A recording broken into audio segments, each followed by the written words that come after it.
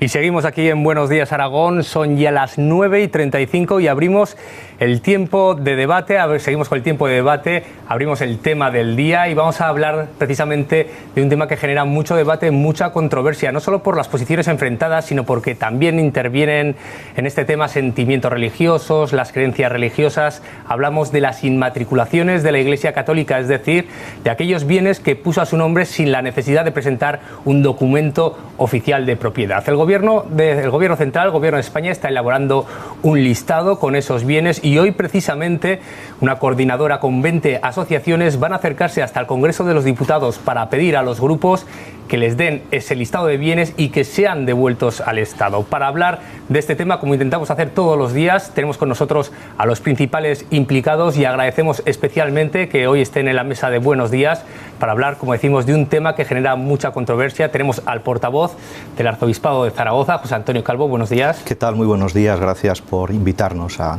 participar en este programa. Y también tenemos al presidente de MUEL, del Movimiento hacia el Estado Laico, Jorge García. Buenos días. Buenos días. Buenos días, José Antonio. Buenos días. Vamos a comenzar primero con el Arzobispado porque tienen un listado de los bienes inmatriculados. Bueno, nosotros tenemos en nuestros inventarios desde hace siglos multitud de edificios, de inmuebles, tanto templos como otros edificios que no lo son, que han pertenecido a la Iglesia Católica, a la diócesis, a las parroquias, a órdenes religiosas, y efectivamente ahí están nuestros archivos y todo se puede documentar, todo está archivado. Pues vamos a conocer precisamente, vámonos en Zaragoza hasta un edificio que forma parte de este conflicto, porque en su día sí que desde Patrimonio garantizaron que pertenecía al Arzobispado, pero ahora parece, Carlos Conde, que podría estar también en esa lista de bienes que está elaborando el Gobierno central. La Catedral de la SEO, la Iglesia de la Madalena de Zaragoza podrían estar entre los cerca de 40.000 bienes que la Iglesia Católica podría haber puesto a su nombre. Por eso una veintena de colectivos, entre los que se encuentra la Asociación Aragonesa Movimiento hacia un Estado Laico, van a reunirse hoy en Madrid con un grupo, con un número de diputados del Congreso para reclamar que se devuelvan esos bienes inmatriculados. También van a pedir una reunión con la ministra de Justicia, Dolores Delgado. Quieren que se devuelvan todos los bienes que habría inmatriculado la Iglesia y están también a la espera de un informe que va a recibir el Gobierno, que ha dicho que en cuanto tenga ese informe que está elaborando el Ministerio de Justicia, actuará en consecuencia. Muchas gracias, Carlos. Desde MUEL, ¿por qué hacéis esta reclamación? Sobre todo, por ejemplo, a un edificio como la Catedral de la SEO, que ya a principios de año, por ejemplo, Patrimonio dijo que sí que pertenecía al Arzobispado. Bueno, no es así como se expresa la Dirección General de Patrimonio. Esta dirección lo que dice exactamente es que la Madalena, la SEO y Santiago el Mayor, por poner un ejemplo, no están vacantes porque pesa sobre ellas una inmatriculación, que es la inmatriculación que precisamente ha realizado el Arzobispado de Zaragoza. Estas inmatriculaciones encima tienen el agravante de que se hicieron en los años 80, cuando la ley prohibía taxativamente inmatricular templos de culto. Por otro lado, tendremos el tema icónico de San Juan de los Panetes, que el arzobispo Elías Llanes inmatriculó en 1989 y es la propia Dirección General de Patrimonio la que ha reconocido que el dominio, la titularidad y la propiedad pertenece a la Administración General del Estado, adscrita al Ministerio de Cultura y Educación. No entendemos cómo un registrador de la propiedad de Zaragoza pudo poner un asiento registral a favor del Arzobispado de Zaragoza en el año 89 sobre San Juan de los Panetes, cuando debería haber examinado si había un peso, una carga, un dominio, una propiedad que ya era del Estado español. O sea, ¿cree que se basa los registros, la decisión de Patrimonio se basa en registros que no se deberían haber producido? Nuestra opinión es que todo lo inmatriculado, hablamos de culto, durante los años 80 es es nulo de pleno derecho porque la ley lo prohibía. Hay un famoso dictamen del 2001 de la Dirección General de de registros y notariados, que en el 2001 parece ser que dice que, bueno, al ver la realidad de los hechos, de que ya se había inmatriculado mucho en los años 80, da la Carta de Naturaleza a darnos por bueno, pero nosotros nos preguntamos, ¿quién es una dirección general que depende del Ministerio de Justicia? En todo caso tendría que ser un juez el que determinase o el Poder Legislativo el que pueda derogar o modificar una ley, nunca una dirección general. Bueno, la verdad es que esto no estaba regulado por ley, sino por reglamentos. Me imagino que los reglamentos no tienen la misma categoría que la ley y así lo entendieron muchos registradores y así como dice usted, dirimió la Dirección General de Registros y del Notariado, simplemente por una cuestión constitucional. Que la Iglesia Católica no pudiese inmatricular sus templos cuando estamos en un estado aconfesional y el resto de las confesiones sí, eso, perdón, pero es anticonstitucional de hecho. Y en eso es en lo que se apoyan tanto los registradores como multitud de juristas, multitud de académicos. Me parece que por ahí no viene el problema. En todo caso, no tenemos ninguna dificultad en que si quien interpreta las leyes en este país, quien legisla, quieren ir a los tribunales, bueno, pues nosotros vamos, no, nosotros vamos. Sobre el aseo, pues ¿qué vamos a decir? A mí me parece que es simplemente una manipulación decir que la Iglesia no tiene nada que ver con la Catedral de El Salvador. O sea, la ha construido ella, la ha mantenido ella durante siglos. Su dominio ha sido pacífico, ininterrumpido. San Juan de los Panetes. Bueno, pues San Juan de los Panetes, yo estaba hojeando estos días un libro que fue publicado hace poco por la institución Fernando el Católico. Me refiero a un libro de Pilar Lopotín. Y es complejísimo. Estamos hablando de herencias, estamos hablando de bienes pertenecientes a una orden religiosa que no se desamortizaron en su día porque resulta que el gran Castellán era el hermano pequeño del rey Fernando VII. Estamos hablando de cesiones, había lío. Nosotros mismos hemos reconocido que probablemente esa inmatriculación es errónea y así lo hemos manifestado. Y faltan formalidades. ¿Qué pasa? Pues que nos encontramos con que hay personas o grupos que quieren hacer bombo y platillo en este ínterim para acusarnos a nosotros de apropiarnos de lo ajeno, es decir, de robar, que es calumnioso. ¿Acusaciones de robar? Vamos a ver, señor Calvo. No es así como usted lo dice. Primero, en San Juan de los Panetes, a 11 de septiembre, en una nota simple, aún está a nombre del arzobispado. Claro, faltan formalidades. No faltan formalidades. Ustedes no han ido al registro a levantar ese asiento. Faltan formalidades. Dice la Dirección General de Patrimonio que ustedes se acercaron el 12 de diciembre del 2017 a un notario de Zaragoza a presentar un documento. Nosotros hemos comprobado durante 3 ocasiones y sigue a nombre propiedad del Arzobispado de Zaragoza. Con lo cual, no creo que ustedes estén actuando diligentemente. Es más, pienso que en este caso se están pegando un tiro en su propio pie, por lo que puede pasar. Respecto a lo que usted comentaba de la inconstitucionalidad, le recuerdo, en la reforma de Aznar, en el 98, las otras confesiones religiosas incipientes empezaban a construir sus propias obras nuevas, sus templos, sus sinagogas, sus templos evangelistas, etc. Es lógico que a la Iglesia Católica le dejarán poner a su nombre los templos de nueva obra, porque eso sí que era una colisión inconstitucional. Lo que pasa es que ustedes lo que aprovecharon esa reforma del 98 para apuntarse todos los bienes inmuebles de culto del siglo XI, XII, XIII, XIV, XV, XVI, XVII, XVIII y XIX. Porque había una norma franquista no derogada y que pasó los filtros de la Constitución, que fueron el artículo 206 y el 304 del reglamento hipotecario, que equiparaba a la Iglesia, a la jerarquía católica, como una administración de derecho público, y a los diocesanos, obispos y arzobispos, como fedatarios y notarios del Estado. Entonces, es un privilegio que nos parece imposible que pasara la Constitución, porque atenta y colisiona gravísimamente contra los artículos 14 y 16 de nuestra vigente Carta Magna. Bueno, yo creo que la lección de la historia es importante. ¿Por qué a la Iglesia Católica no se le permite inmatricular sus templos?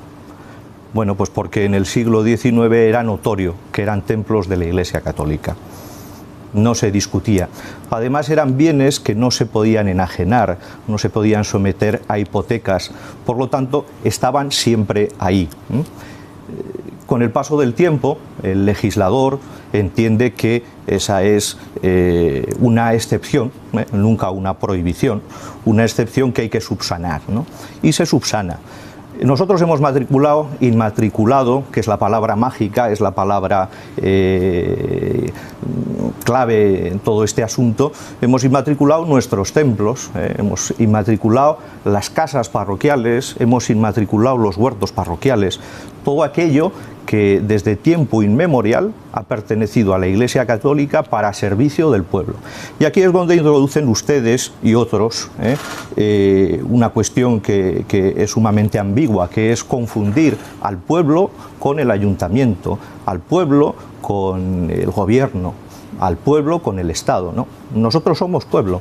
Nosotros somos pueblo, somos Iglesia Católica, somos pueblo de Dios, y cuando inmatriculamos, no inmatriculamos para acrecentar el patrimonio de un obispo o de una diócesis, sino para asegurar el servicio que como miembros de la sociedad civil realizamos de modo reconocido desde hace muchos siglos por el pueblo y por este país. Y fuera de estos bienes o de estos bienes de culto de los que estamos hablando, también en este listado se habla de que podrían estar incluidas plazas, fuentes, hablamos de terrenos.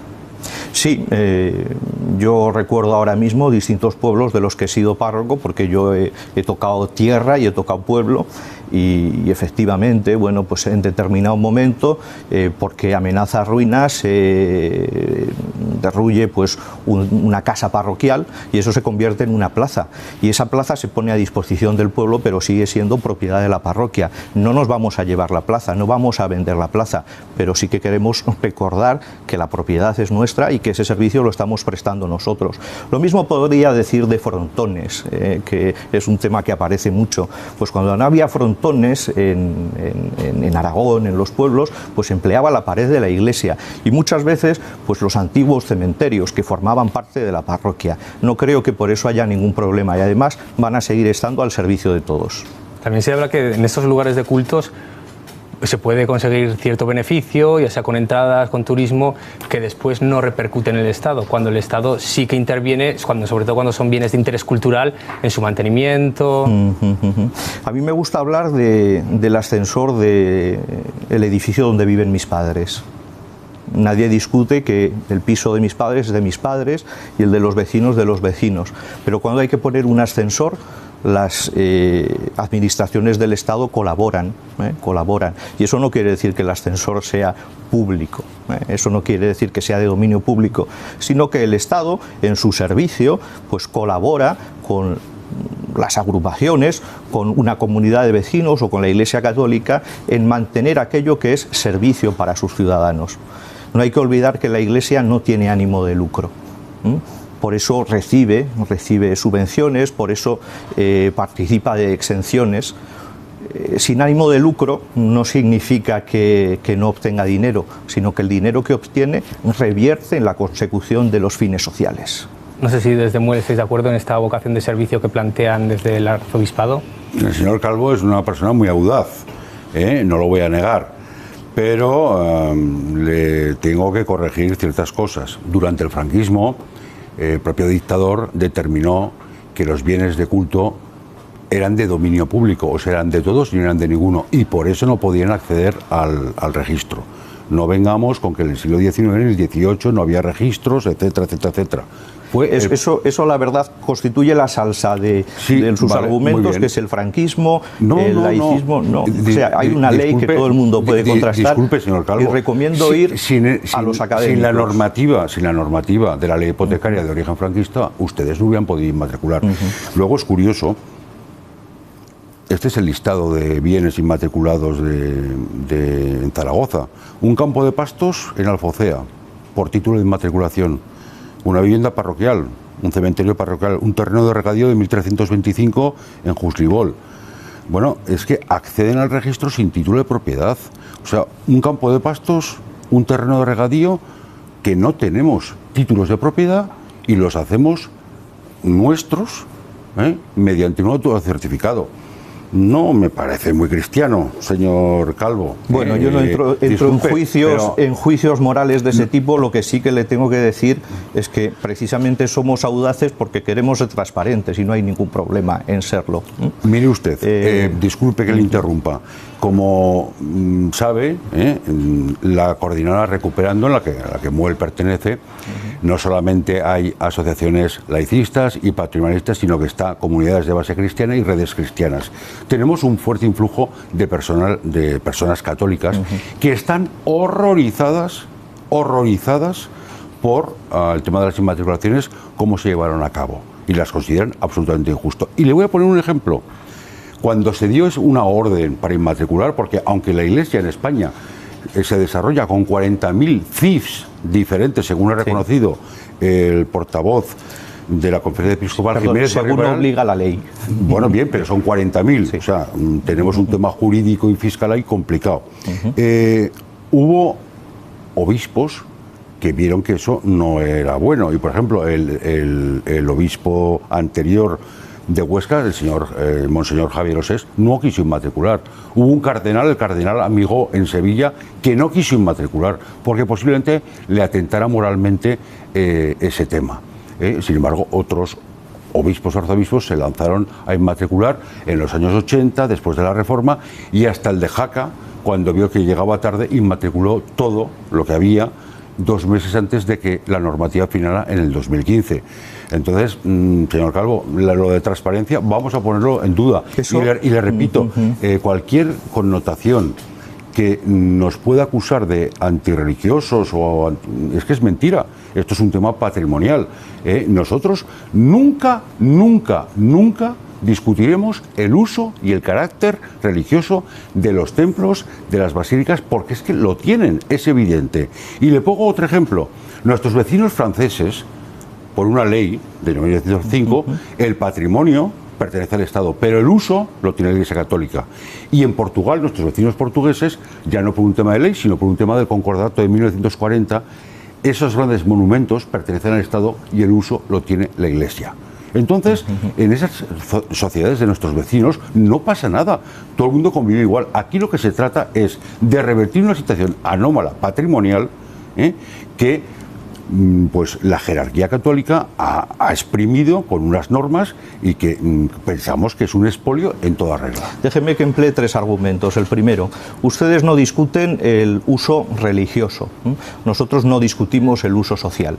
Los templos están abiertos, nos gustaría tenerlos más abiertos, es verdad, pero ahí están para el servicio de todos. El segundo argumento, vamos a ver, me parece que mirar a Francia no es un buen ejemplo. O sea, la mayor parte de los templos franceses están que se caen. Es decir, un sacerdote, una comunidad parroquial, un sacristán no puede cambiar una lámpara. Están las excepciones, están las grandes catedrales, pero es un desastre para la conservación del patrimonio de los pequeños pueblos.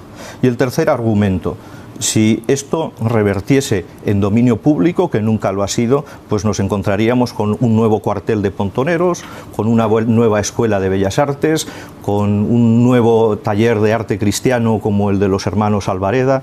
Me parece que es un despropósito muy grande.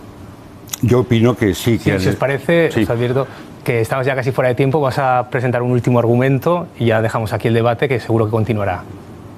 Bueno, desde el Movimiento Hacia un Estado Laico y desde la Coordinadora Recuperando, opinamos que esto es una cuestión de Estado.